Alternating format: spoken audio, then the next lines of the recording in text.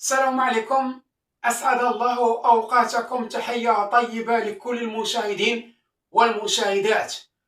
فمن خلال هذا الفيديو غادي نتعرف معكم على آخر المستجدات المتعلقة بالمنتخب، خاصة التصريح اللي خرج به مدرب منتخب مالي توم ستانفيد قبل مواجهة المغرب، علما بأنه قبل قليل انتهت مباراة مالي ومنتخب زامبيا بالتعادل الإيجابي، هدف لكل شبكة.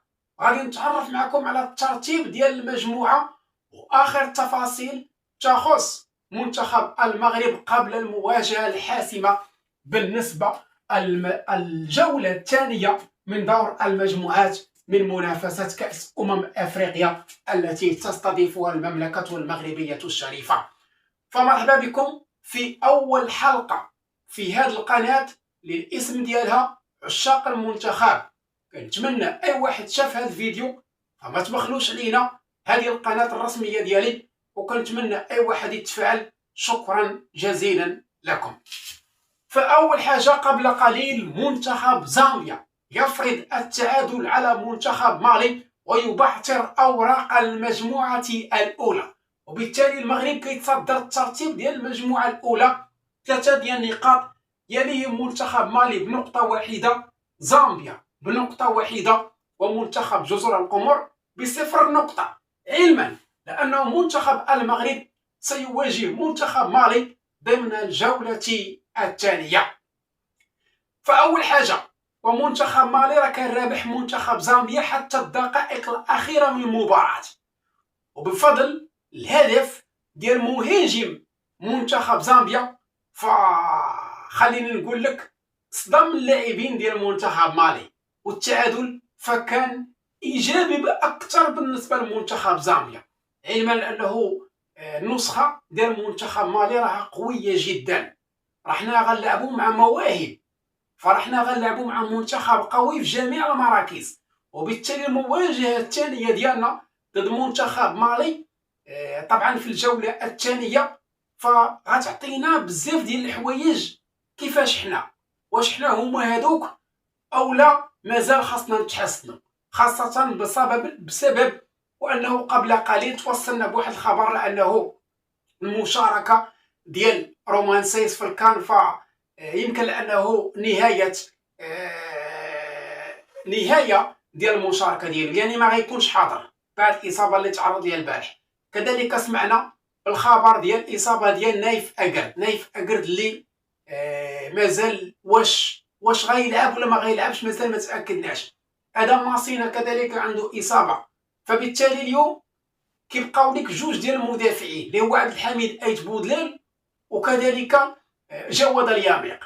فاللي كنا خايفين منه طحنا فيه، لا حول ولا قوه الا بالله. كلشي كان تيقول انه الهاجس والخوف الوحيد ديال المغاربه هو الدفاع، واليوم بعد المشاكل اللي وقعت البارح، اصابه ديال سايس، اصابه ديال كذلك نايف اكرد، فالمدرب هو اللي كيتحمل هذه المسؤوليه، فخلى لاعبين جاهزين وجاب لاعبين اللي يمكن لانه ما كانوش جاهزين بنسبه 100%، على غير رومان سايس اللي ما كانش حاضر مع المنتخب لمده ديال موسم ونصف. فباش تجيب سايس وتحطه في التشكيله الاساسيه رغم انك جربتي بزاف ديال اللاعبين على غرار عبد الكبير عبقار، على غرار بزاف ديال اللاعبين، واليوم تجيب سايس ويتصاب لك، فربما هذه ضربه موجعه بالنسبه للمنتخب المغربي. فطبعا توم ستانفيد مدرب منتخب مالي ماذا قال عن المواجهه وذلك بعد التعادل الايجابي قبل قليل مع منتخب زامبيا؟ قال: نعلم ان مواجهه المغرب ستكون فرصه كبيره لنا من اجل تصحيح بعض الاخطاء التي ارتكبناها اليوم امام زامبيا، رغم اننا سنواجه منتخب الافضل في المجموعه والمرشح بقوه للتتويج. انه لفخر كبير ان نلعب في هذه الملاعب الرائعه وامام هذا الجمهور الكبير. سنقاتل امام المغرب من اجل حصد 3 نقاط وعدم الدخول في الحسابات الضيقه. اذا المدرب اليوم يتاسف للتعادل امام منتخب زامبيا ويقول انه سنقاتل امام المغرب من اجل حصد 3 نقاط. فالمباراه غتكون مفخخه، مباراه غتكون صعيبه، خاصة وأنه منتخب مالي فكنعتبره هو المنتخب القوي في المجموعة إلى جانب المغرب طبعا.